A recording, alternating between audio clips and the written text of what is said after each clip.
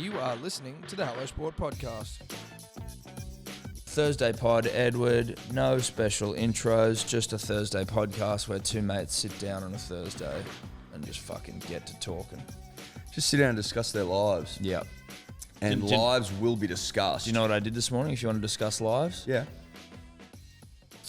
My apartment building, 3 apartments. Yes. We basically, one person will just take out the bins for all 3 apartments. And does that rotate? No, there's no plan. It's just like if you see them, do them. Yep. Some days you do them, some days you don't. And then that's the same with bringing the bins back in to the apartment sort of bin area. I think that you could make the argument that I probably do it the most. Yep. I'm probably the most involved in all of it. Yep. Tuesday. Do you think is that got something to do with your physical attributes? No, I think that... have you got... Am I the most manly in the apartment Yeah, complex? that's what I'm asking. Yeah, Are you probably. surrounded by dainty women and the Well, elderly? there's the only other adult male there is a beta male, so yes. And I'm not even calling myself an alpha male. I'm just saying He's a beta, male. definitely. Yeah, he's definitely. And you are up for discussion. Yeah, I'm being considered for both parties, to be honest. Yeah. So Tuesday rolls around and, Tuesday bins are done or Wednesday morning bins are done. So I've woken up Wednesday morning and go, fuck, I bet no one's done the bins. And I've run outside in my undies. Bins haven't been done. Garbage man's gone and our bins were brimmed. What time were you up and running in the undies with the gut out? I was running out there knowing the bins would have been gone. I think it was probably 7. Too late. Way too late. Well, it depends. Actually, it depends. It does depend, but I felt it. I know when our bins are usually done. It's a 6:30 in parts of the world, obviously depending on the route. Yes. If you're at the end of the route, you're lucky. You can see the reds getting picked up 7:15, 7:30, and I've on many occasions, Tom, not seen the yellows and the blues go till 8:39. Yeah, I mean, listen, I don't know whether it's a more Pretty idyllic late. place to live at the end of the route because it means that you are given a bit of a grace period. If you're at the start or anywhere basically before the end of a route, you're fucked if you've forgotten them. Well, I tell you why the end of the route's great, because you have the ability, if you have extras, to just stand up there with them and go, mate, do you mind taking these? Yeah. Can I unload all this shit into your truck? And he'll go, sure, bro. Of course you can. Because he doesn't have a dog in the fight. Well, mate, I'm a garbage man. I'm a man about garbage. Yeah, he's as long as I don't have to do extras. Don't make my life any more difficult. Just make it easy for I'm you. not here prepared to do extras. No, but for free. I can let you put your shit in my truck that I don't even own. I just drive. Yeah. That's fine. Yeah, that's fine. That's where the end of the route comes into its own. You're not doing that at when does the route start? 5? What's first? What time's the first bin light? picked up? First light? Do you reckon at first light? Maybe even before first light. I reckon they get cracking in some parts of the Yeah, city, Tom. dark. Ooh, 4:45. We should ask Bin Lord, our official garbo of the podcast, actually. Bin Lord, reach out. What time do the fucking whips get cracking? Yeah. What's the earliest you'll see a bin picked up? Sebo says or maybe he was telling us this the other day, but he, at his gym, there are a bunch of young garbos, early 20s garbos from around Coogee or some shit, and they just get up, fucking flip bins, and they just all go to the gym and fucking hang out and just spend the rest of their day. I've heard good things about the bin life. I remember I was watching it. I don't know where I was watching it or what I was watching, but it was some documentary about this kid who you fucking was talking about. It was some sort of athlete. And he was talking about how he would do the bin. Dude, a lot of the fucking in the morning, because then he's like, if you pumped it out, you had the whole day off. Yeah, right. Well, the old NRL players before it was professional that was a lot of the NRL players, that was their training. They'd be out there fucking flipping bins and then they'd go to training. Because what time they're done? 9:30? Yeah, but it's also quite physically taxing. Fucking oath it is. If you've got fucking oath if it your is. bin is your bin's full to the brim, it can be light. You can be oh, it's full, but there's just not much to what's in there. Or it can be the heaviest known object in the universe. A bin filled to the brim. Once when we were living in Redfern, and we were obviously just young 20s being fucking, all you did was get pissed and just do nothing. We had a party and filled the bins with bottles. Glass, yeah. And they were we didn't have enough room. So Streety stood on it with a fucking shovel and just smashed all the glass, and so we could fill more in, and then had to keep smashing the glass. And by the end of it was like, this thing is going nowhere. This is the heaviest thing I've ever fucking seen in my life. So you filled it with smashed glass. We filled it with bottles, and then Streety smashed them. But I smashed them, so Yeah. it was essentially a bin full of smashed glass. Yes.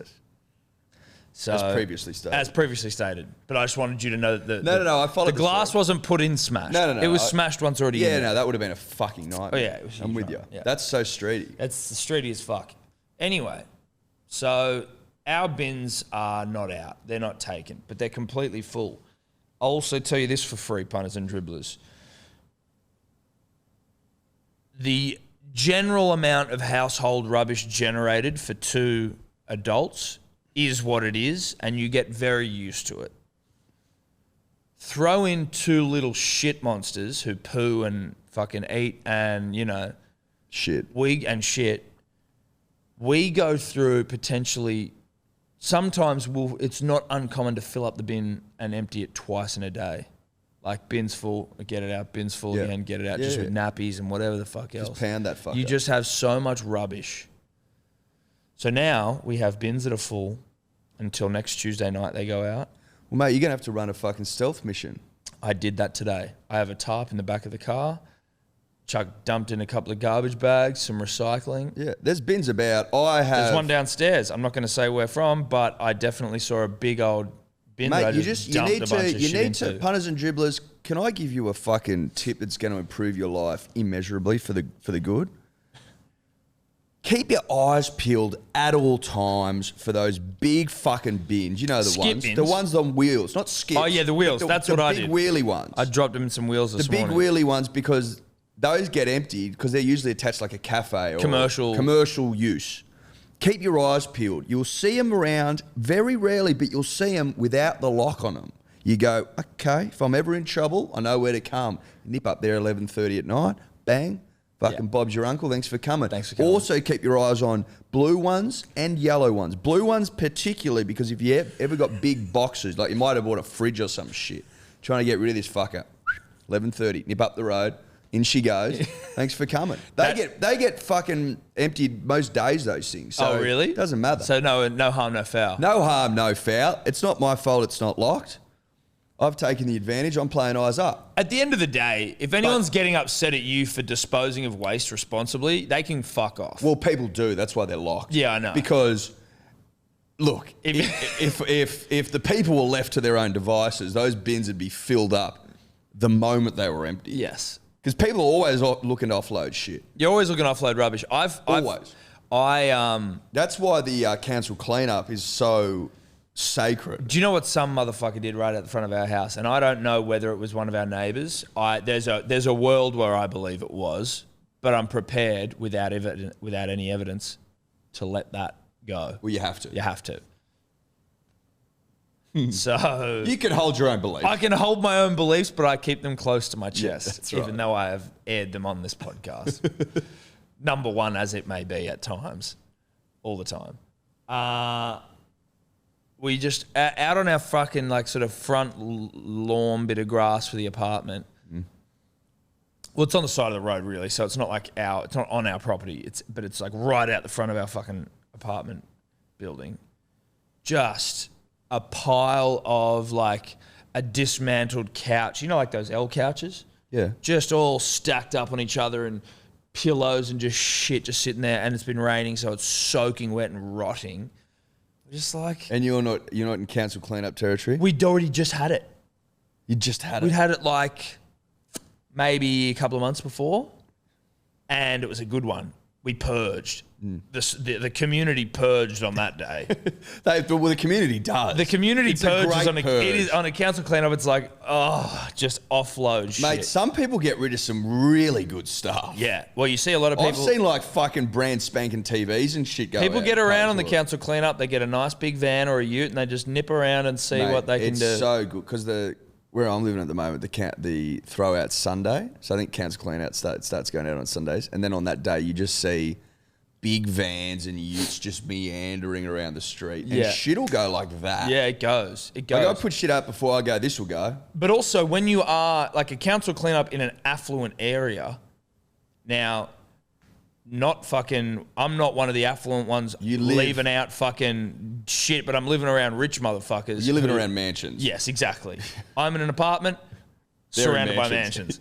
And you see like the shit that they leave out where you're like, to them, it's just an inconvenience. Yes. Like I'm throwing out shit that doesn't work. You know what I mean? Like, oh God, this fridge is dead. Yeah. Let's leave it outside. Or this fridge has been sitting in my fucking, you know, out the front of the apartment for 6 months because it's broken. Maybe now we can put it outside. Whereas in fucking Bellevue Hill or Mossman, I imagine, it's like, oh, we're just leaving a Porsche out. We're over it.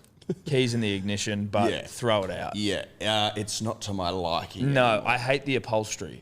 Because if you're rolling in it, right, the thought of having to sell something...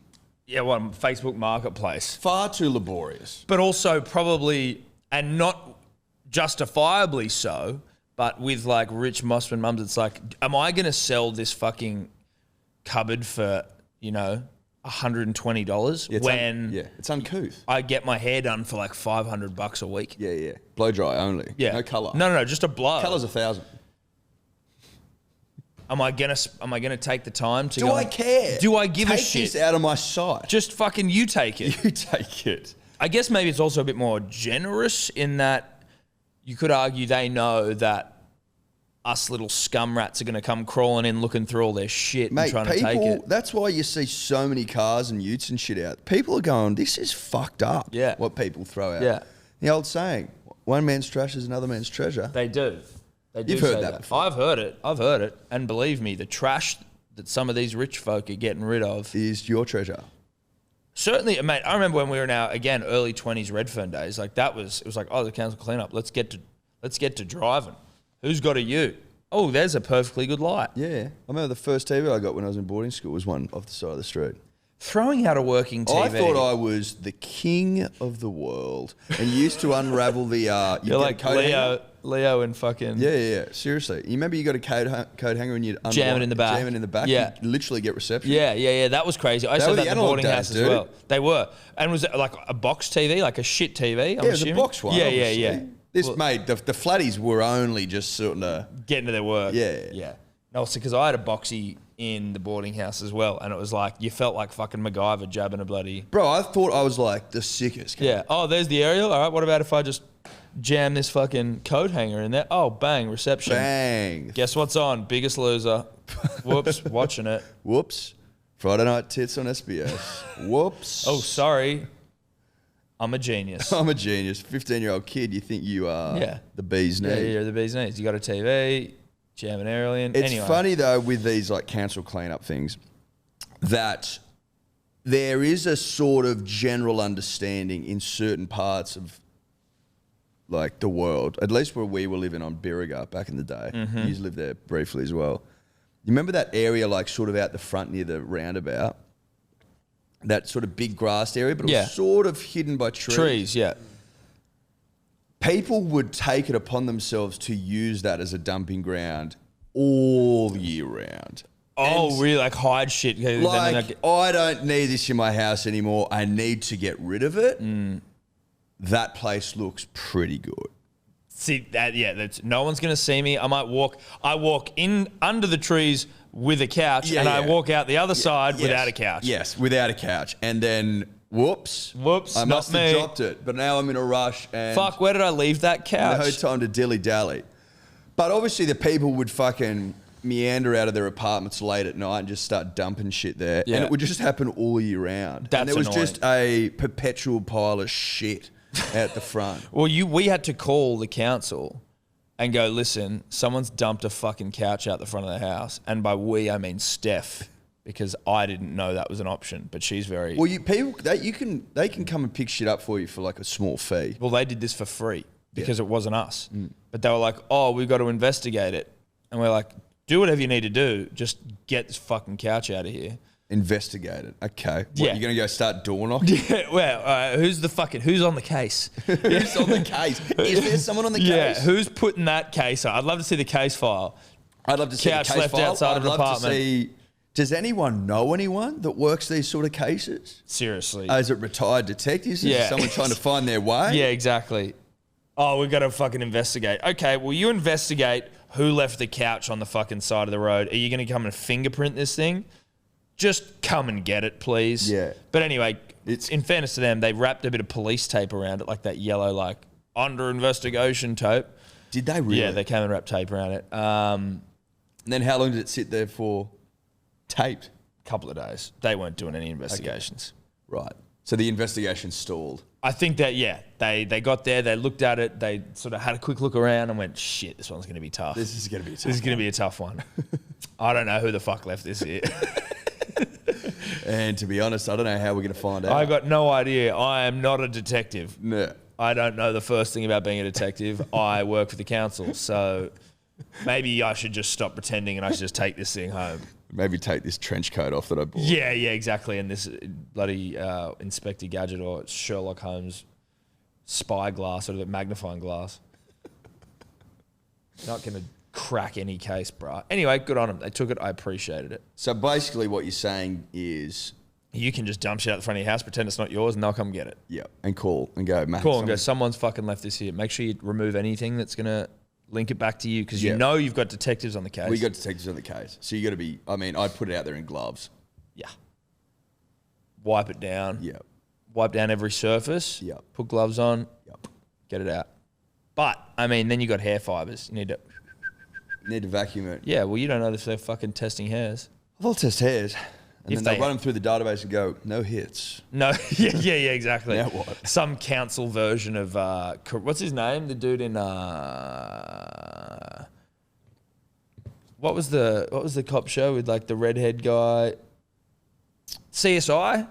Oh, CSI Miami. Yeah, was he called Caruso or some shit like that? Caruso. And he'd always be like, well, looks like you do eat semen. Bow, bow, bow. Can someone say? Yeah, David Caruso. There you go. Thank you very much. Well, it does look like you eat semen. Quite a mouthful. Wow! Down. CSI, when it came onto the scene, was like Humongous. humongous. I remember when Sebo and myself and another friend of ours, Simi P, we used to play Wednesday night basketball, and then like the most exciting thing about basketball was going home and watching CSI. Wednesday night, CSI's on fucking Caruso, whatever the fuck his name is. Well, Caruso wasn't in the original one. He was in Miami, wasn't he? Well, maybe that was what I'm talking about in CSI Miami. I think you're could right. be wrong. No, I think you might be right. Yeah, he was in CSI Miami. The original was just called CSI Crime Scene Investigation. Can you tell me, Dave, how many CSIs there are? Or have there been? Let's guess. Okay. I'm going to say 10. Okay, CSI Miami, CSI either LA or New York, vice versa, because the original one would have been in, Yeah. wouldn't it? No, that's fair. CSI Boston. No, there's a CSI like New Orleans or something, like South. Like there's one, because I remember Mark Winchell from Friday Night Lights. He was... CSI Chicago, probably. No, but I'm thinking more like a CSI cybercrime. You know what I mean? Like that has something like that. So you don't reckon there's a CSI Chicago? Well, I don't know if they're necessarily literally Lot of doing crime every there. city. There is a lot of crime. So where are we at? CSI Miami, CSI South, like the South somewhere. I'm just going to say New Orleans. CSI LA, I'm going to say. Yep. CSI, some sort of cybery whiz-bang fucking... CSI Sexual Crimes, maybe. Yeah, well, that's Law and Order, SVU, with the whole thing's about rape. And you're like, this is a really intense show for me to fucking sit down and watch. Yeah, it's a lot. Yeah, after dinner. Yeah, it's a lot. She was raped and murdered and found. And you're like, what the fuck, dude? Like, I'm This just trying child to... was beautiful. You know. Yeah. I'm trying to unwind after a stressful day. Can we not fucking have CSI SUV on or whatever it is? Dave, how many you got? All right, so OG, CSI Crime Scene Investigation, set in Las Vegas. That's one. Vegas. Then CSI Miami, second one. That's Caruso. Then we got CSI New York. And then CSI Cyber. And then they went CSI Vegas, which was a sequel to the first season, but the fourth spin-off. A sequel? That's 5. Well, because the first... Fourth spin-off. Yeah, fourth spin-off. Yeah. How can you have a sequel when the first series was like multiple seasons? I guess it's like it's like the same story worlds. Yeah, it's Different like characters. same cast. Yeah, so same cast and maybe a No, different cast. well, same cast. He's saying maybe Oh, they no, stopped I season. no, don't it'd be a know different cast. Otherwise, it's just a new season. That's a good point. Yeah, that's true. I think it is a different Well, cast. he said same cast, so I was confused. Well, that doesn't make sense. No, it It's just doesn't. another set. Yeah. And then there was CSI Trilogy, which was only a 3-part TV event. So it doesn't really count as a full season. Okay, so pretty that's much 5 or 6. Yeah. I'm counting that 3 fucking episode event. You best believe. Oh, consider it counted. Yeah, so we're saying 6. Bow, bow, Bow, bow, bow.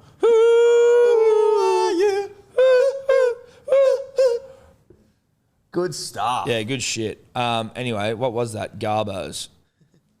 Shout out to him. Shout out to Garbos. And shout out to big bins on wheels that don't have padlocks on them. Specifically the one downstairs that I just pulled up and... Pounded. Oh, you've already done your work. Oh, yeah, I did it this morning. I did it as you were... I drove... When you saw me in the car park and you're like, you want a coffee? I'd spied a bin. I was coming in to see if there was a park, but I was really just doubling back, just scouting out the areas and then just back out. There's the bin, no one watching, bang, in, and we're good. That's how it's done. Yeah. Play eyes up. Edward. Yesterday was the first day of the Ashes. Today, obviously, the second day of the Ashes. It'll be starting soon. A lot was made yesterday, certainly from you and I, but the general public around Shane Keith Warne's commentary around Mitchell Starc's wicket, first wicket specifically, but then also just more broadly. Well, he's Crystal Duck, Tom. Yes, Crystal Duck. Mitchell's Crystal Duck, but then more broadly, just Mitchell Starc in general.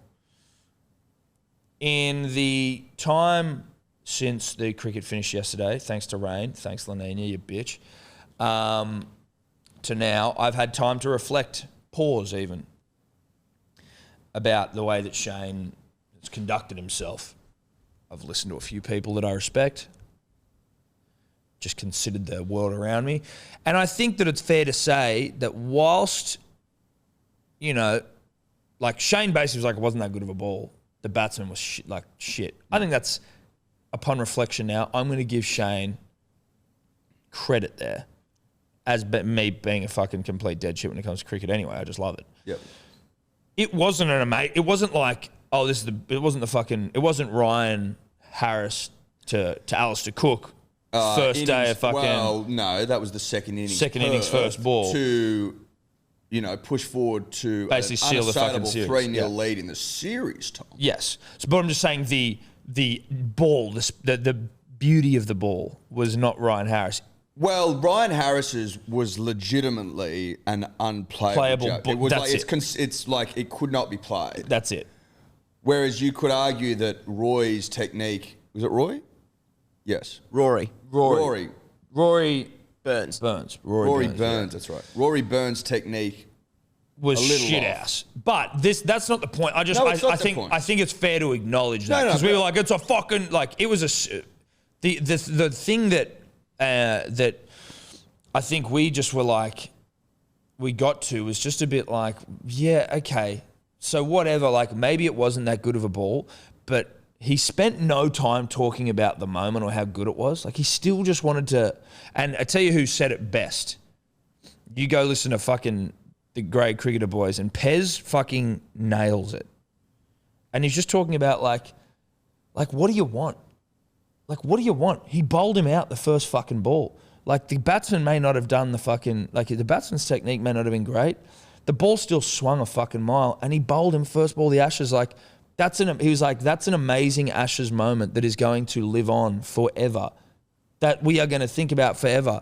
And there's an element where, at least if you're listening to the Fox commentary, that moment is kind of ruined by Shane's attitude immediately after it happens, because he can't put down his bias against Mitchell Starc. Like, he couldn't just go, holy shit, what an incredible moment.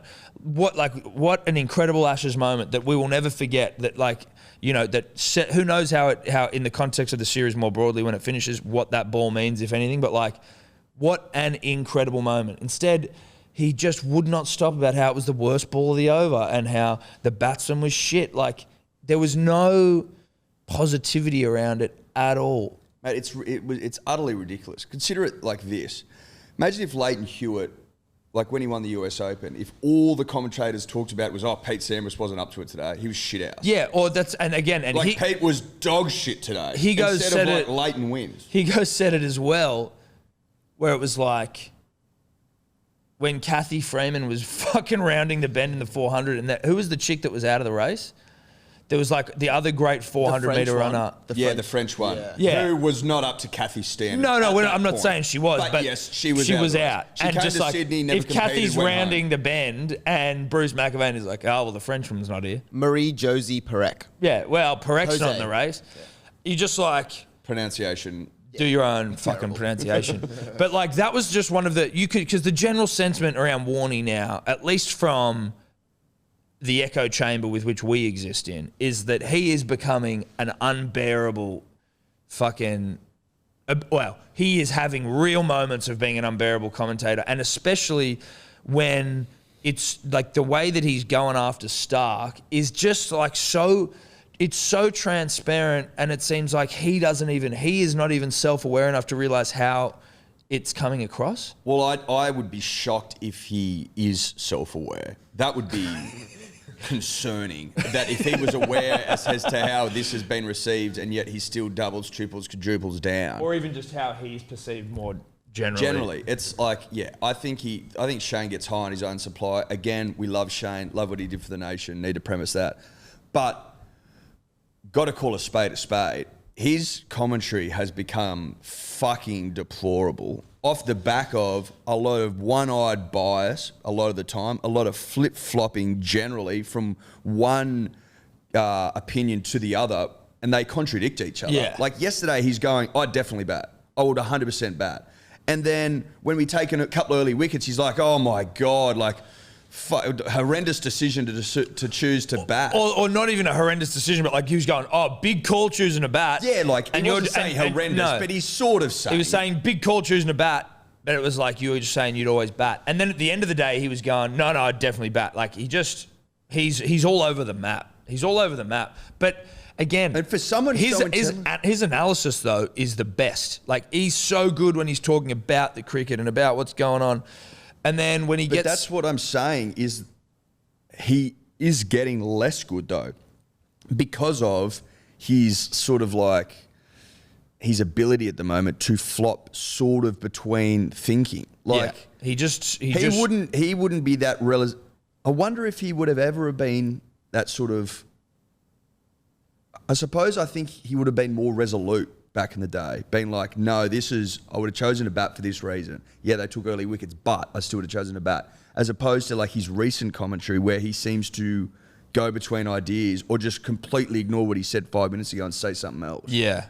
I don't think he ever used to do that. It didn't seem like it. It didn't seem like it. But he reads the game so fucking well. Yeah. That some of the shit coming out of his mouth now, I'm like, that's not the Shane that I knew a couple of years ago. No. It was just disappointing in that moment. And I feel like that's what was frustrating. You know, the divinity of the ball aside and the fucking way that Rory Burns played it aside. Like, it just seemed like that moment deserved to just be jerked off. That's all. It's an amazing moment. Yahooed about. An amazing moment. What a fucking crazy moment. Like, let's have that be remembered with the amazing commentary. You know, like when you see all these amazing moments, like whether it's the Ryan Harris one or the Siddle hat-trick on his birthday. Well, I was just about to say that. Think about the Siddle hat-trick on his birthday commentary. Imagine that fucking thing going, he's giving him. Obviously, Mark Nichols is going, wait on. But he's a Pom, so you get it. Yes. But Shane's an Australian. He should be fucking up and about.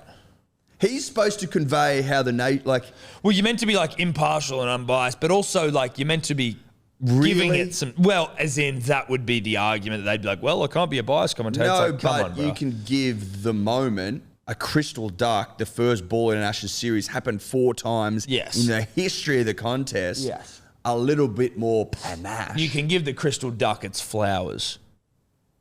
The crystal duck deserves all the flowers. Yeah. Because she's so rare and so delicate and so beautiful. She's so rare, dude.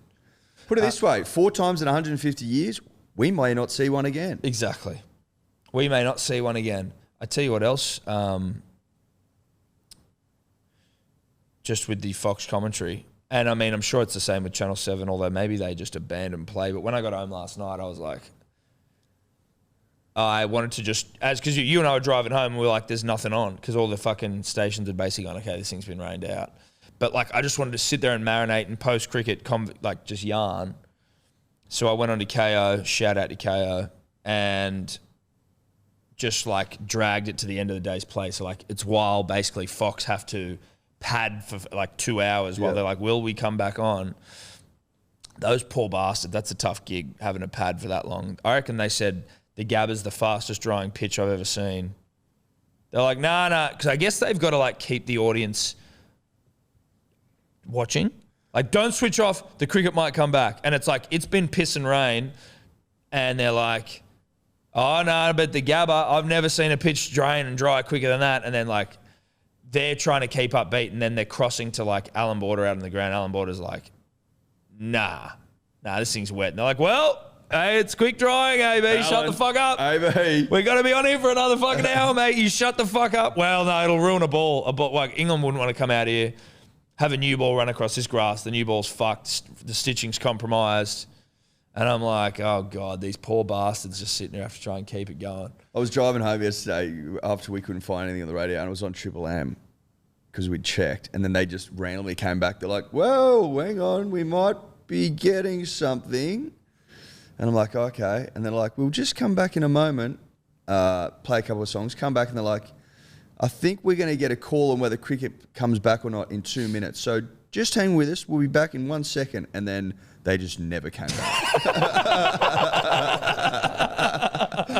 They'd like 5:45 or 4:45 or whenever it was. They're like, yep, we'll come back for a fucking update. And I was waiting. And then like, I just remember thinking to myself, where the fuck is that update? It was 5 o'clock. And I'm like, oh my God. Where the fuck did that update go? And then I got home and it was stumps. And I'm like, they've just gone, you know what? Fuck it. Fuck it. Pack it up. We're done here. We're done. I've got a question, Dave, that I'll need you to research as well around cricket before we get into a little bit more from the day yesterday. In the post-game, they were talking about when they get sent into bat. Well, like if you win the toss and you send a team into bat, it's called dobbing in. What I want to know is dobbing a cricketing term that has been appropriated to everyday life, or have cricket appropriated like dobbing in? You're dobbing in your mate. Dibber Dobbers wear nappies, wet ones too. Yeah, they do wear wet nappies. They do, yeah. Well, they wear nappies, wet ones too, so they piss themselves. Yeah. Dibber Dobbers piss themselves. Yeah, of course they do. So yeah, just look that up, Dave, and then just let us know when you've got an answer there. But I'm struggling to come up with anything that even gives that definition. On Wikipedia, in the glossary of cricket terms article, it says dobbing is a synonym for a man-cat, especially used in Lancashire. But You know what a man cat is, Tom? yes, I do know what a fucking man cat is. I can't really find anything that corroborates Who said that? Who description. told you that? I heard him saying it last night on Fox. They're going, you're dobbing in. I've never heard that ever. Never heard it. That's why I was like, what the fuck? It's obviously exceedingly rare if it's not even on the internet. I'm going to give you a little bit longer, Dave, Who just said to it? get your finger. I think Howie said it, and then I'm pretty sure I heard it on... How he said it. I know. Howie said it, and then I think... But no, I'm pretty sure they said it on TGC as well. So, like, it was within the space of an hour or so. I heard it twice. Well, if the great cricketer said it, then it's legit. Then it's legit, yeah. Sorry, Howie, but... No disrespect to Howie. I just don't put a whole lot of weight behind... I love Howie, but...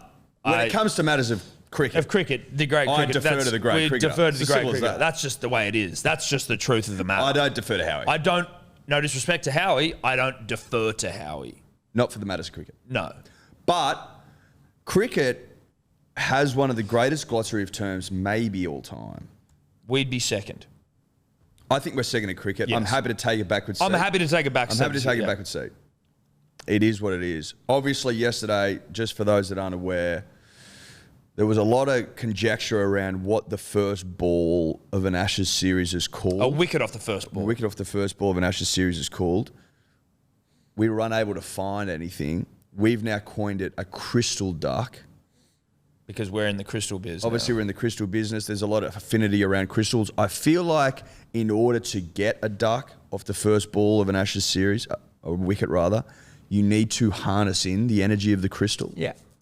There were obviously crystals at the cricket yesterday, punters and dribblers, more specifically dribblers. I think dribblers take crystals to cricket. Took crystals, their own crystals to the cricket and were holding them up, sending the energy from the crystal to Starkey. What happens? Those crystals were charged out the arse. They were charged out the arse. There was water about. There was rain about. They were charged, bruh. Fucking know that. Send the energy to Starkey. Starkey takes a first ball duck, first in the series, first in the Ashes series. It now has to be referred to as a crystal duck. I don't see any other alternative. That's the only thing we'll be referring to it as. And if you try and change it, that's cool, but just know that you're on the wrong side of history. And that's on you.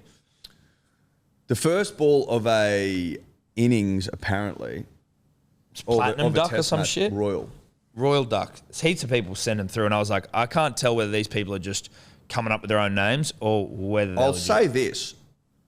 I like golden duck. I like duck. I love crystal duck. I love royal duck. Diamond duck. I like diamond duck. I don't like platinum and titanium. No. It's like, bruh, platinum? Like, really? How much platinum do you fucking see around? Do you just surround yourself with platinum? Have you ever seen platinum? Do you know what platinum is? I wouldn't be able to pick platinum in a lineup. I couldn't pick platinum if it was fucking staring me in the face. Covered me body, head to toe. I wouldn't know what the fuck it was. Well, you'd probably call it steel. Titanium? Yuck, bruh. It's like, oh, this is a steel duck. Yuck. Shut up with your steel duck. That's gross. It's got to be golden and royal and diamond and fucking shit you fucking put on a woman's finger. You know what I mean? Yeah. That sort of shit. Nice shit. Or something you use to fix a crashing website. Well, that can be charged by the moon. Exactly. All that. It's a woo-woo duck. Like this, the crystal duck's a woo-woo duck. Of course it is, because it's so rare. It's so rare. There's only woo-woo's the only way this thing happens 4 times in the history of cricket. Sometimes in the world, things happen that can only be explained by woo-woo. Yeah. We all know that to be true. Look. It's just like the first ball wicket in an Ashes series. Fucking rare, sometimes only explained by woo-woo. A week ago, were we the purveyors of woo-woo? No, not necessarily. Now we are. We're in camp woo-woo and we can't help it. So if you don't think that a crystal duck is the only name for this for this type of a dismissal, then you just don't understand cricket and the conversation with you ends. It ends sharply. Yeah, it ends sharply, abruptly. We just leave you on red. Cam Baggy Green, Edward. I'd like to talk about Cam Baggy Green if I can. Tall as Redwood. Tallest man alive. Young, handsome. Boyish, floppy blonde hair. Takes his first test wicket. Yes, he does. They get in the Do you want to know what elation looks like? That young man's face after he takes his first test wicket. I think it was like 277 balls or something. He was apparently getting close to the longest, like the most balls bowled without a wicket. Well, he didn't get there. No, he didn't get there. But Pat Cummins, Skip, was giving an interview after the game, and he was saying they went to the sheds afterwards, and he's gone up to Baggy and he's going, "Fucking how good's that first test wicket?" And this speaks to the humble nature of this giant. He's a humble giant. And he just goes, "Oh, yeah, sorry, did I celebrate a bit too hard, did I?" And he's like, "Not at all, bro. There's no such thing like that. You're all good. Like, don't worry about that, bro. You just got your first test wicket." And I was like, what a nice young man. Celebrate harder, brother. Like, you're good. You're good to go, mate. You're good to go. Do you know he was only used for 1 over? That's also what I liked listening to yesterday with the Fox Cricket's post-game analysis. They were just talking about Pat's captaincy on the first day, and they were like... He was used for 1 over who? Baggy. He bowled 1 over. Did he? He bowled 1 over, got a wicket. 1 over? Yeah. No. One spell. One spell. Sorry, one spell. No, my words mixed up. 1 spell. But they were just talking about how fantastically well Pat Cummins' first day captaining was from a bowling perspective. And like they were describing it as like exquisite captaincy and like inspired bowling changes and like everything he fucking touched turned to gold. He fucking used Stark nice at the start, then he brought himself in, like the way he brought Baggy Green in for a couple overs. Like they were just basically talking about it as like the perfect day's captaincy. Could you make this argument? May I make this argument? I'd allow you to. You could argue that no one knows the art of bowling better than a bowler. What's needed at the right time. Captaincy in the field is about fielders' positioning, which apparently is dictated largely by the bowlers anyway. The whole point of fielding is to take wickets. Obviously, make your catches, run hard, don't let any fucking loose runs go. But it's all up to the bowlers. So do you think that maybe this so whole... you could make an argument as someone, by the way, that knows fucking nothing, but like just as a novice looking on. Yeah. Well, you're just a guy who has some thoughts. Pat Cummins would know the strengths and weaknesses of his bowling quartet better than anyone. He's spent the most fucking time with them. They train together. He knows what they can do. They're always in the little foursome together, Yarnin and Chinwag, you always see them off. They do different drills. They do different things. Like he would know them better than anyone else. Do you reckon they've got their own WhatsApp? Fucking oath they would. 100%. Yeah. They would have a side WhatsApp. Because batters come and go. Bowlers are forever. But their quartet is fucking rock solid for a long time now. Yeah. So maybe, obviously we had a great day. Conditions suited. He hasn't been under the pump yet. Let's see how he goes in fucking after they've bowled fucking 200 overs in India on a goat track that's doing nothing. Maybe then we have a different opinion. But all I'm saying after one is test, it's an interesting is he the greatest captain we've ever had?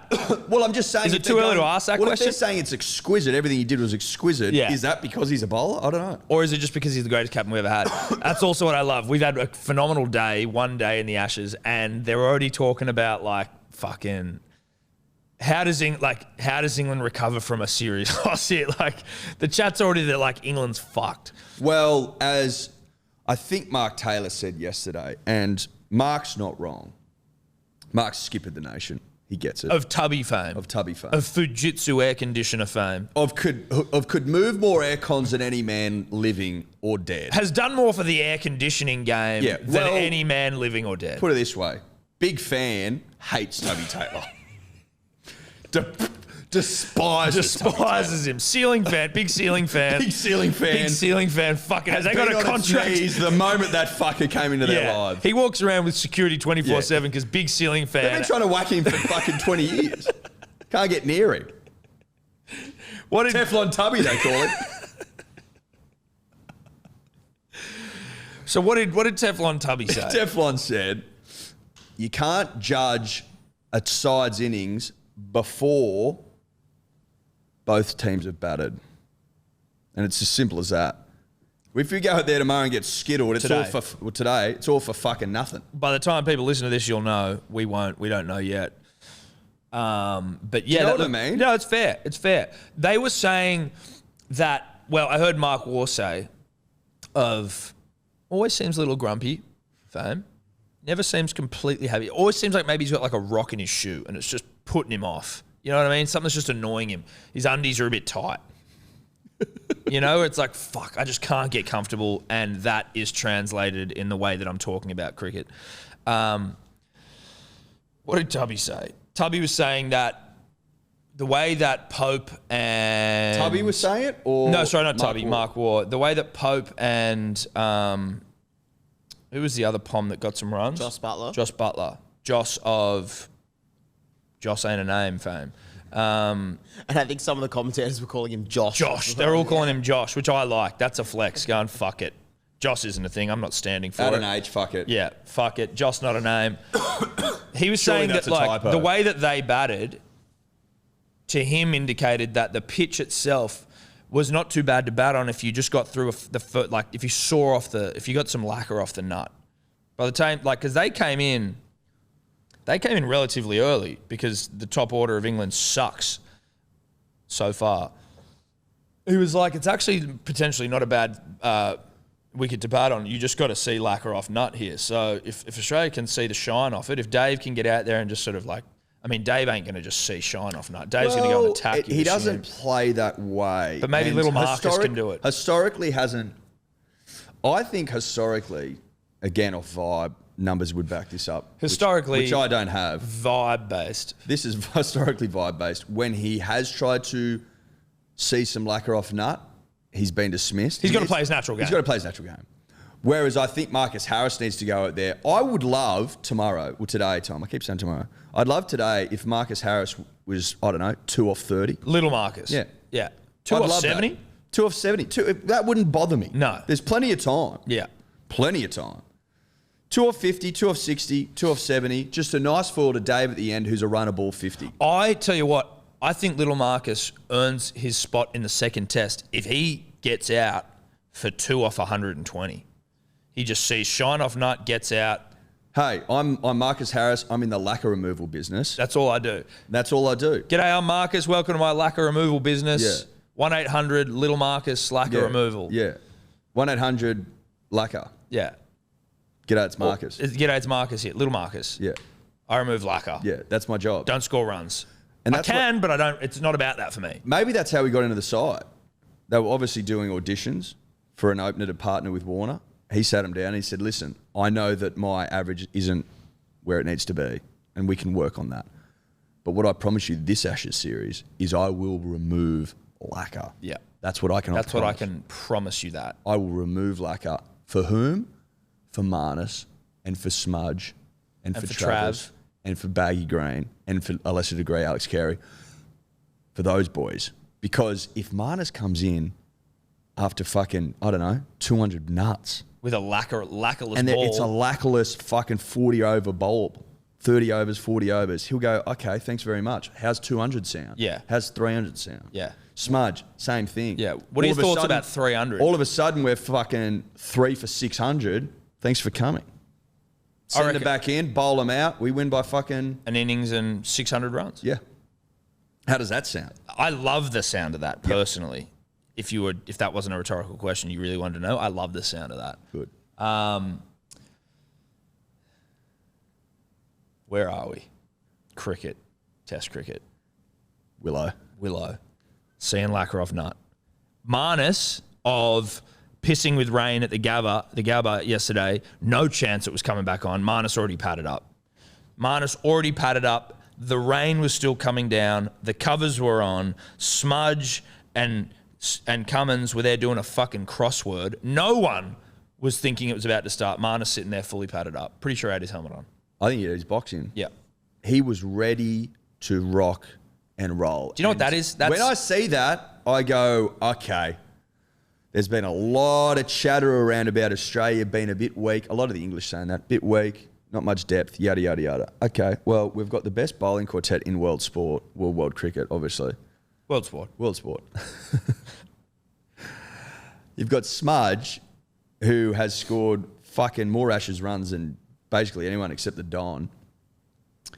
And you've got a young Marnus Labuschagne, Smudge's understudy, who lives and fucking breathes Test cricket. He's been doing his tutelage over in county cricket, I believe, getting to know English conditions, but more than that, English bowling and English psyche, Tom. Yes. Comes back here. The weak mentality of the English. The weak mentality of the English and how to exploit it. He's done a doctorate in that recently. And you tie that in with a bloke who just lives and breathes cricket, sleeps in his pads, Tom. Yeah. Padded up to within an inch of his life yesterday when it was torrential, I think. And that's probably been... Bro, they were sending out... probably not even apt a description for how fucking heavy it was. The groundsman had scuba gear on at certain points. There was tanks. There was tanks and shit. There were certain areas of the ground where you needed to have scuba equipment just to get through. You needed a diving license. You needed a diving license. You needed to have done your certificate. Yeah. At a pretty hectic depth. I think it's like 20 feet. You need to be able to go. You need your license for 20 feet. Marnus didn't give a fuck. No. And if you believe Fox, great draining ground that dries very quickly. Well, Marnus is banking on that. Yeah. And he goes, well, I need to be ready. I wonder if the openers were padded up. I didn't see anyone else pad it up. I saw no one else pad it up. No one else. Dave was in the shower. He's like, fuck this, it's off. I'm going to have a bath. Bull having a pull. Bull having a pull? Could be. Well, Bull needs to pull. Bull got to pull. Keep the rage in check. Correct. At an optimum level. He's just managing testosterone levels, I think. You know where you see him running off the ground after an innings? Because he's opener? Do you reckon he's going for a quick pull? I think so. He's going, all right, I'm going to be back at it. Because he charged off the ground. Yeah. Bull's got to quickly go for a pull before he comes out, clear the head, get out there and just... Score runs. I think it's important, Eddie, for you and I to acknowledge that whilst Travis Head wouldn't have been our first choice No. this test, No, he wouldn't have. he's come in with a facial hair that has made me feel a little bit more confident about his chances. I don't know if you're aware of it, but he's got a really tight mo. It's not like a mo like I'm doing Movember mo. This is like, to me, it seems like it's a mo that is established. Well, is it a mo that... Try find it, Dave. It's a mo that speaks to a man that's confident about where he's at. He's confident about how he looks, which means he's confident about how he plays, which means he's confident about where he's at. I saw the mo and I'm like... skin he's in. Yes, exactly. Being himself. Yeah. Because everyone else is taken. And you just see it and you're like, okay. I certainly... My anxiety levels about your inclusion in the side have definitely lessened. They've washed away or lessened? Lessened. Okay. Yeah. A little bit of David Boone in that. There's a bit, look, it's certainly, it's got like, Don't you reckon? it's got Booney in mind. He's obviously far It's too Booney fit. inspired. Yes.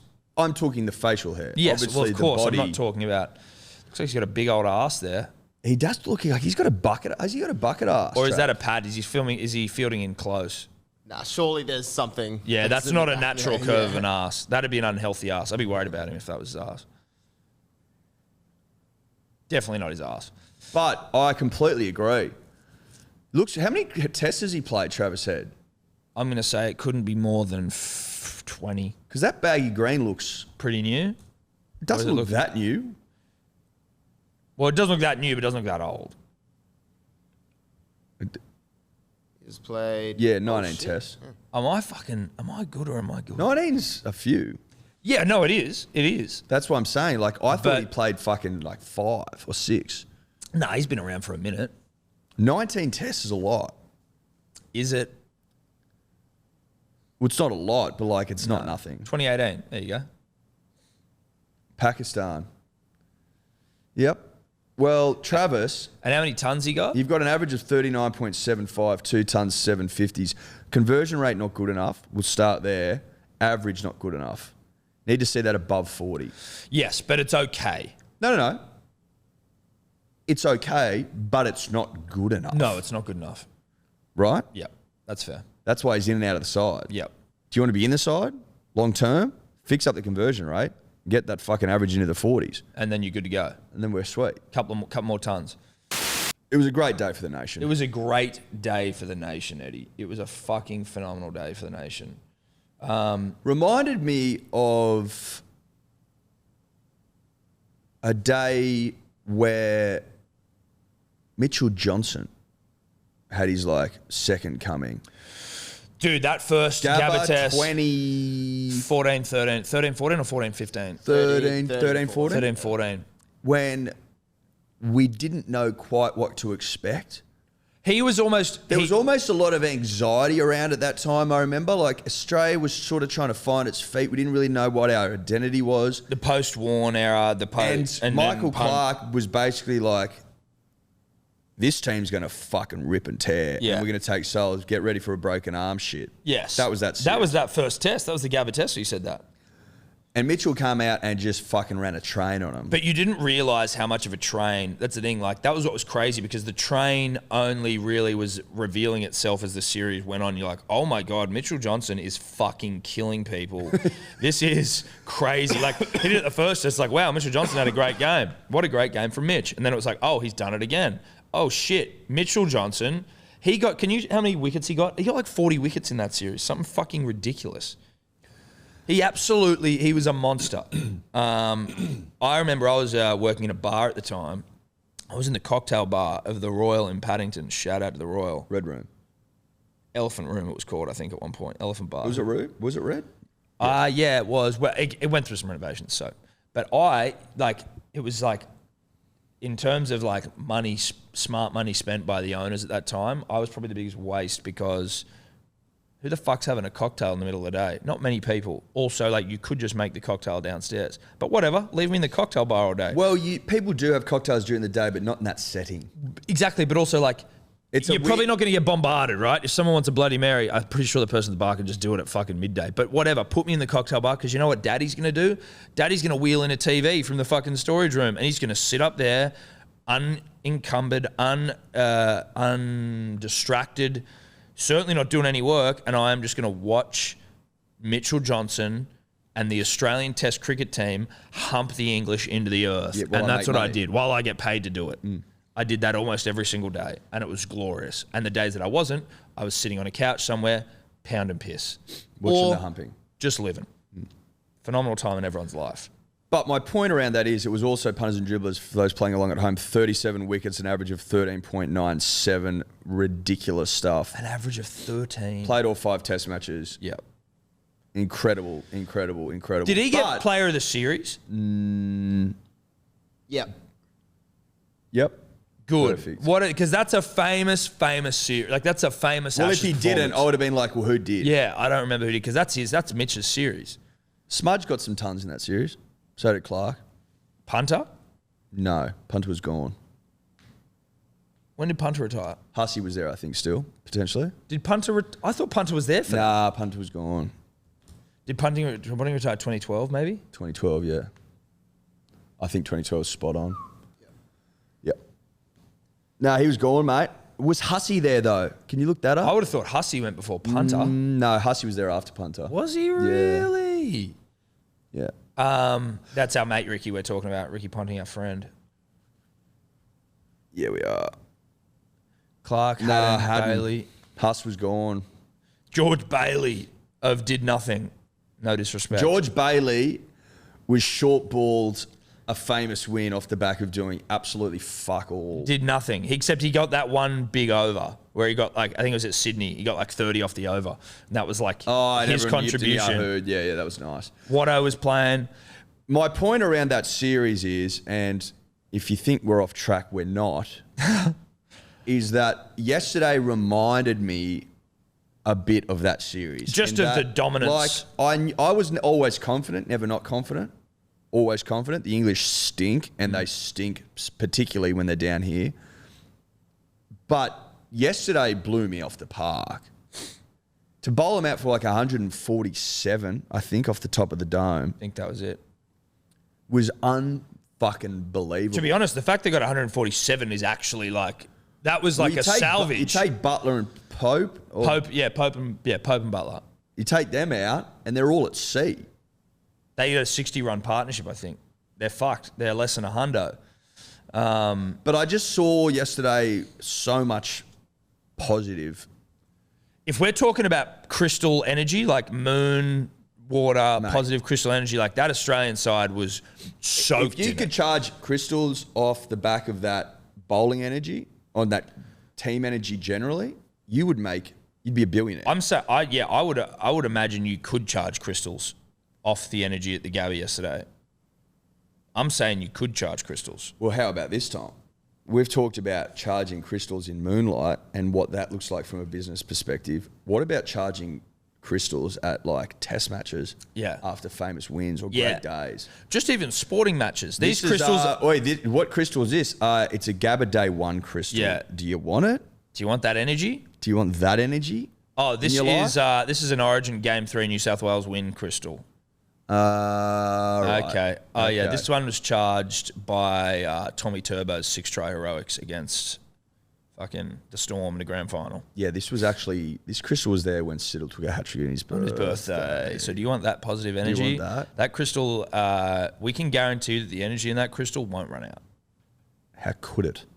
I watched that I've seen that video 300-400 times. Yeah. Never gets old. No, it never gets old. It never, ever, ever gets old. I tell you what I'd like actually, and I don't know whether it's because they usually do Michael it. Carberry. Fuck, dude, you forget these players. I know you do, don't you? Didn't people go, like, retire? Pretty sure Ian Bell retired. That's right. There was like a million of them. Graham Swan retired. Swan retired mid-series. I think Ian Bell did as well. Bell. Oh, no, he didn't. Who was the opener that Pryor. did? Pryor. No, I don't know. He wasn't an opener. He was a wicket keeper. No. Go down. Wasn't up. Oh. No. Up. There. Was Jonathan Trott, yeah. Jonathan Trott. Trott. Jonathan Trott retired. Graham Swan definitely retired. I don't know if Ian Bell did. But It was announced that the leg spinner Scott Borthwick, off spinner Jason Chadwell. Oh no, they were called up.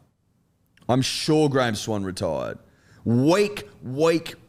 Imagine retiring. Yeah, he did. On December 2013, Graham Swan retired from international cricket with immediate effect because he was just getting humped into the earth. Imagine retiring. I thought Pryor retired as well. So Trott and Swan both retired before the 4th test. That is shockingly weak. Well, just in case, I think maybe that. Oh, well, Trott was stress-related. Yeah. Obviously, that's fine. But Graham Swan, who used to give us more shit than anyone. Yeah, no, Graham Swan weak. Sorry, Graham. Anyway, I think that's sort of cricket, apart from the fact that Joe Root can't score any runs in Australia. And that Can I say this they're about saying him? that his legacy will be defined by the fact that he can't. Can I say this about him? He, obviously an incredible batsman generally, has scored a lot of runs, but I don't think he looks like the sort of leader that can get it done in Australia.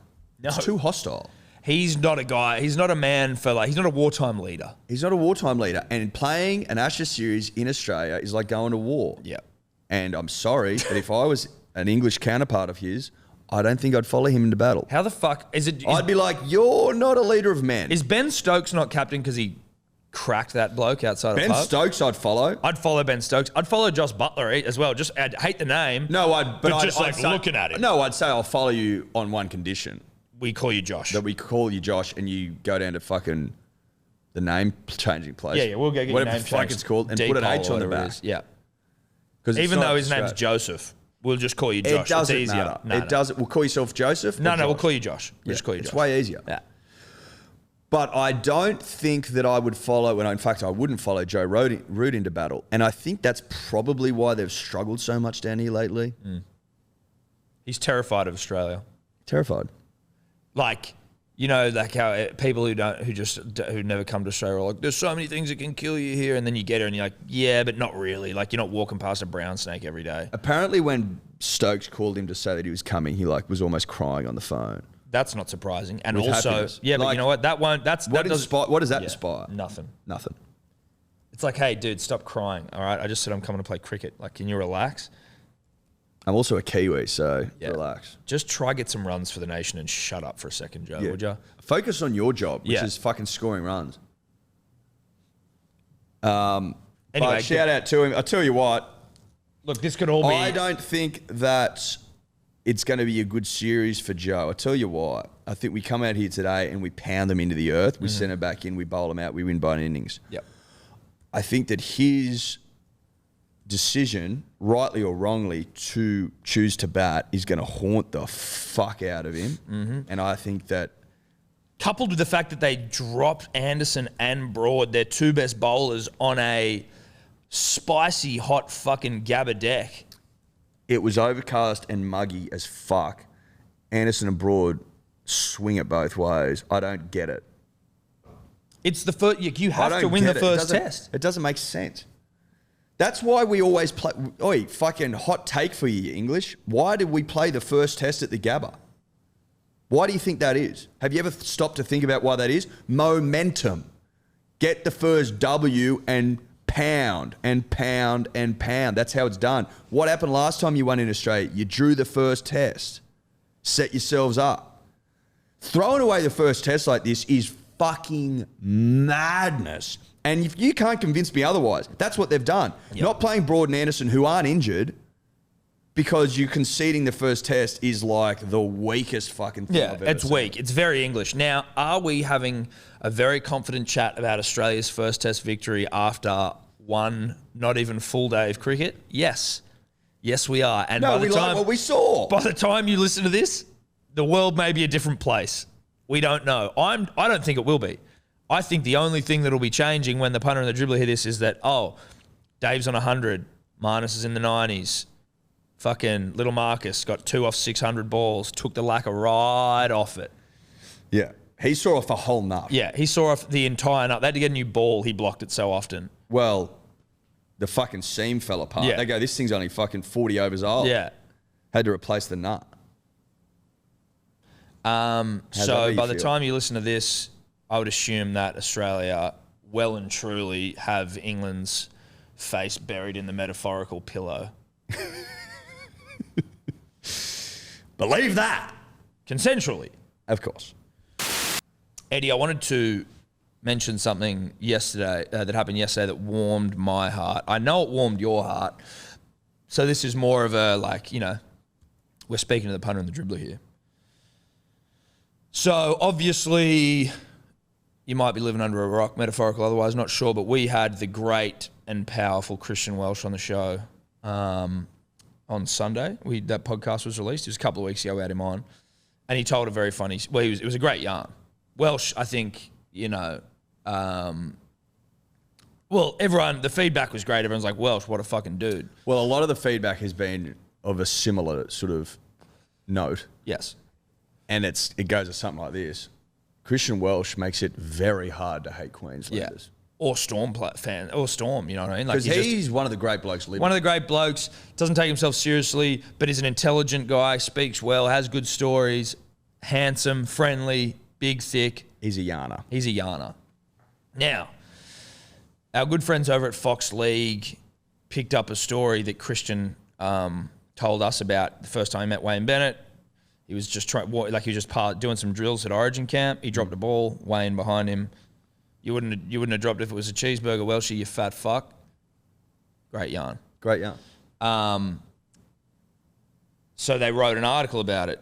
Christian Welsh, and quite nicely at Fox League, they credited us in the article. They did. Which was nice. It was great to see. On Instagram, however, Didn't get the memo. They were a little less giving with their crediting of the fact that they didn't get the intern didn't get the memo. The intern, the staff writer didn't get the memo. So they just put up a graphic, Christian Welsh, Wayne Bennett, and it was like the quote. Christian Welsh, hilarious story about meeting Wayne Bennett. Zero credit at all for, your good friends here at Hello Sport.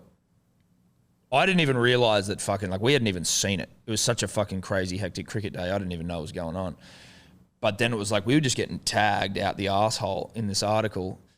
And it was nice in the comments that Fox League got absolutely pummeled into the earth by dribblers. Like, they went so hard at them for not tagging us. And it was like... There was like 100 tags.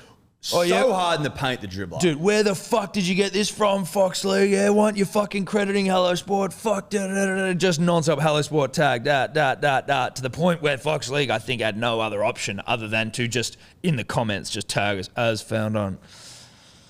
So thank you, Fox League, for eventually tagging us. But thank you mostly to the punter and the dribbler for going, oi.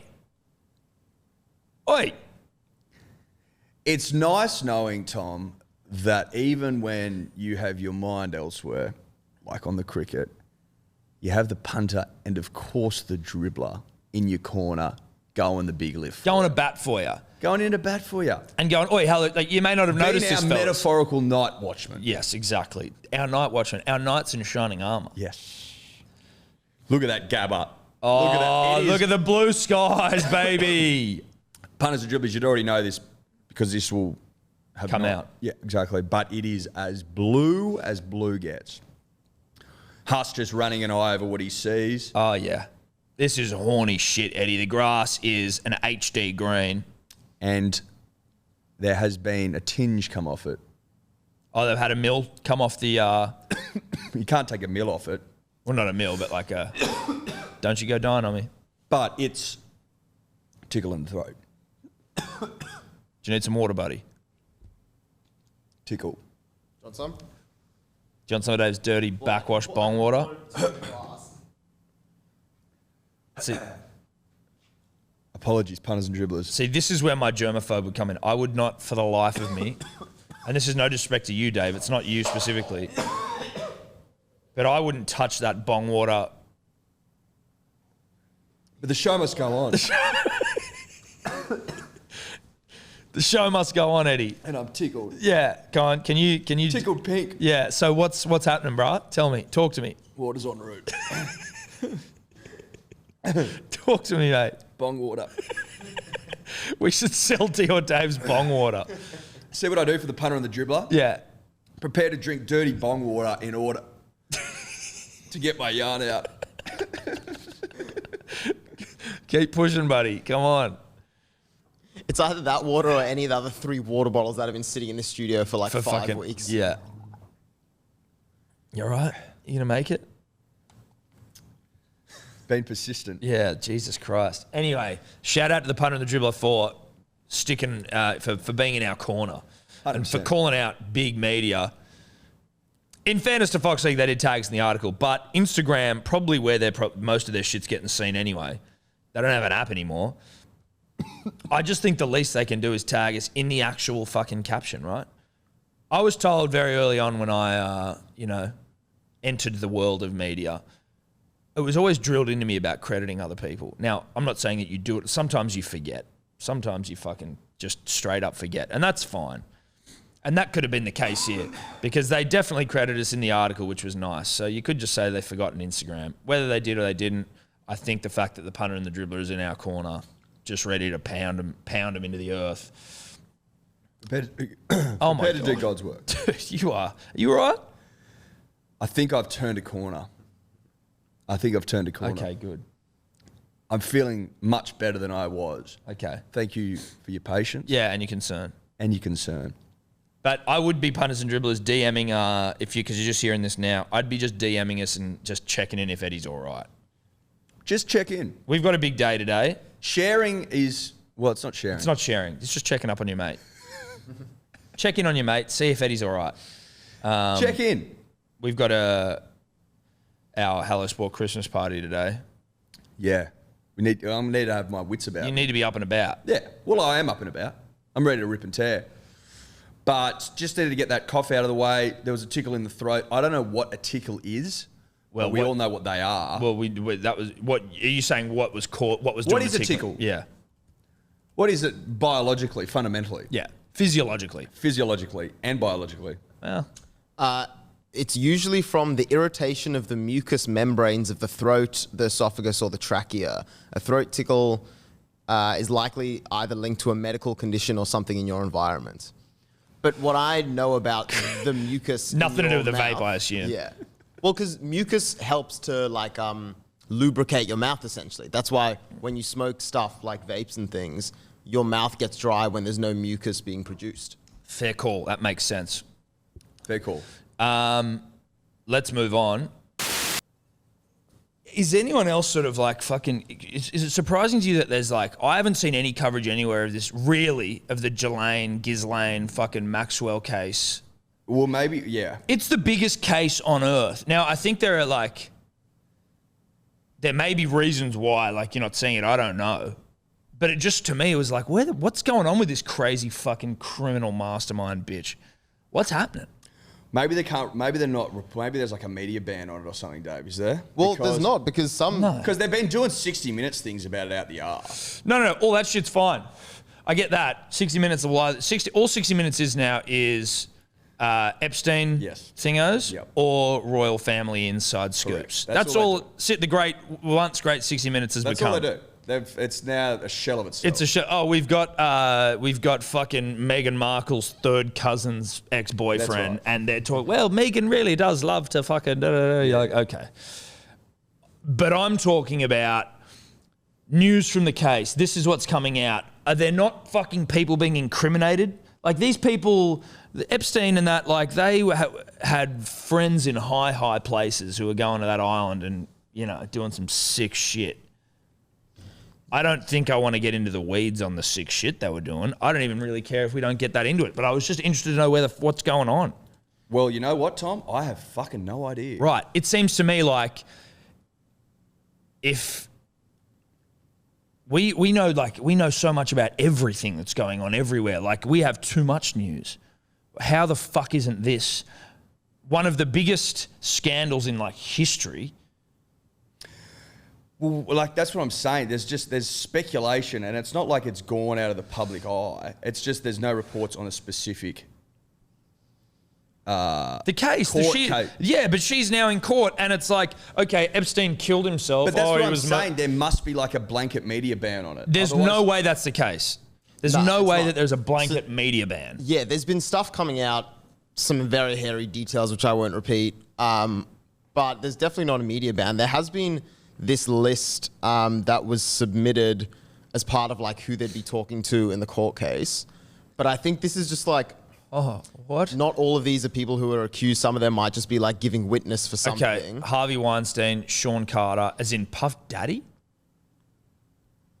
Def Surely Jam not. I recordings. think these are all just names that were on Miramax, like, Walt lists and shit. Disney, Def Jam Recordings, Young Money Rock Entertainment, Nation. Dwayne Carter, Kanye, Beyonce Knowles. What the fuck? What I think, like, this list is probably just people who have Virgil Abloh, been dearly like, departed. associated with Epstein or Maxwell. because- Ghislaine Maxwell, Yeah. the City of New York Police Department, Sony.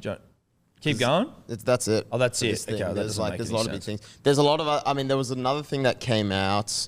Let me find the photo where there's a photo of them, and here we go. And it's basically at one of the Queen's properties. So Well, yeah, I mean, fucking. there's the photo of them, and then there's a photo of the Queen at the exact same place. It's her log cabin or whatever.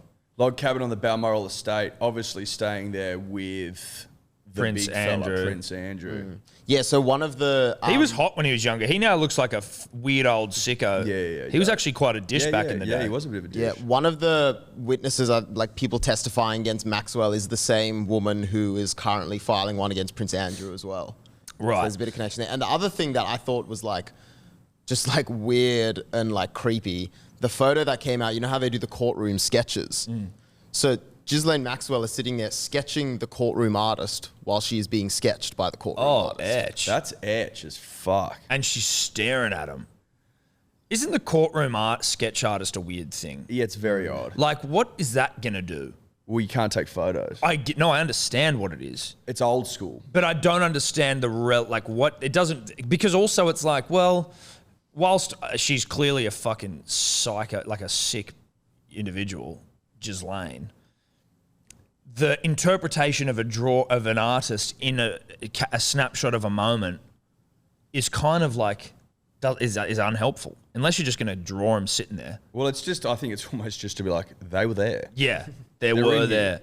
It's a beautiful drawing. It's very nice. I feel like it's like the courtroom artist is one of those weird traditions of the courtroom that are still around, like the wigs they wear and shit like Yeah. that, where it's like, yeah, we've just been doing this for like 100 years or so. But like, so. aside from the fact of who they're drawing and how etch it is that she's drawing the courtroom artist, because that's scat, it's a lovely fucking drawing. These courtroom artists are better served doing art. Yeah, so this courtroom artist woman, Maybe it's a side hustle. she has also Do a bit of drawn- courtroom stuff on the side. But like, just the art, because we've got a tweet here. Completely losing my mind over this courtroom sketch of Ghislaine Maxwell staring straight at the artist and drawing them right back, which obviously she's doing. But this isn't a photo. Like, you can't be like looking at it like, oh, that's so etched. Like, it's a fucking drawing. The photo would be terrifying. A photo of that image, of that actually happening, would be terrifying. The fact she's doing it is still pretty There's fucking something pretty creepy about that drawing. it's being a thing, though. it's very creepy, but what I'm saying is that doesn't. I don't think that's fair to the situation, because it's like it's also very interpretive of like you're drawing her looking evil, you're drawing her with like a weird stare. Yeah. I get you. So in the interview, with They them, could be putting like effects on it. Yeah, their own spin on it. Yeah. they interviewed this woman, the courtroom artist, when this kind of went viral, and she said Eddie Murphy has also drawn her, and she's also drawn in her career Mark David Chapman, the guy who killed John Lennon, El Chapo, Bill Cosby, Harvey Weinstein and Anthony Weiner. So I think they've got like the tippy top of courtroom artists. This She's, case. yeah, right. So she's the GOAT. She's the Picasso of courtroom art. Yeah, Wow. that's right. Oh, she's good. Oh, she's very good. And I'm sure you're not like there with a whole massive bag full of pencils and pens and like brushes. You must have to come in with, Dave, I imagine limited she warrant. might be. Look at the But colour like you're scheme in a there. courtroom, you don't want to be like messing around being Dude, like, I which reckon she's colour's got this? a gambit of shit. Dude, she'd have those Faber-Castles. She'd have a fresh pack of Faber-Castles. Fresh to Or death. Derwent pens, and she's Fresh ready to Fabers. fucking get into her work. Fresh Fabers, bro. She'd be Faber. She'd be sponsored. 100%. She'd be like a bloody athlete. 100%. She's probably wearing like a Derwent hat or something. 100%. Or a Faber-Castle hat. 100%. She'd be merched up to the teeth. Yeah, dude. She'd have a sponsorship for sure. She's very talented. But, mate, keen to see what comes out of all this madness. Is there any just like latest? Like, is there anything like, that has she named anyone, or are they just keeping all that shit quiet? Because you would assume this bitch knows where bodies are buried. Yeah, no, I don't think she has testified yet. I think it's still I don't know what you call Right, it. okay. But yeah, not from what I've seen, no one's really been named. The defense, I mean, like how the fuck do you make a defense case for her? I heard they were trying to paint her as a victim. Well, yeah, they were saying that she's now just becoming a scapegoat for Epstein's crimes. Which, like, Epstein obviously was the big dog who got murdered in prison or killed himself, whatever you want to believe. But, like, she was part of it. So he's dead. So now we've got to come for number 2.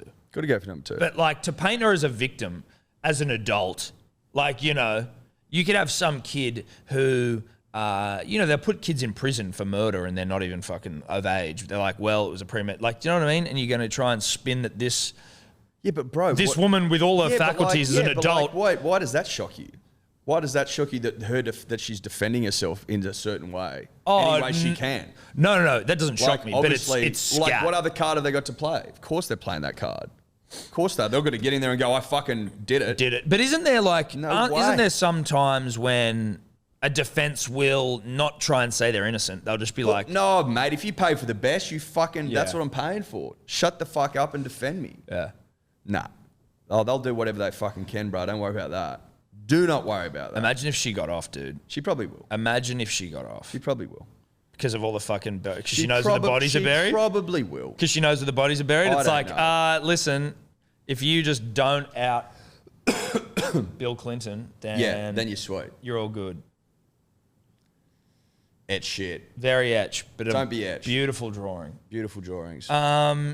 Is that us? I think that's us. I think we leave it on it. We finish on a high of high. Ghislaine Maxwell and Jeffrey Epstein. I I think will that's a say nice this way to before we go finish it. punters and dribblers. I will say this just as a loving fiance. If you're a punter or a dribbler and you don't know what the fuck to get your missus for Christmas and you're like, bruh, I'm all at sea here.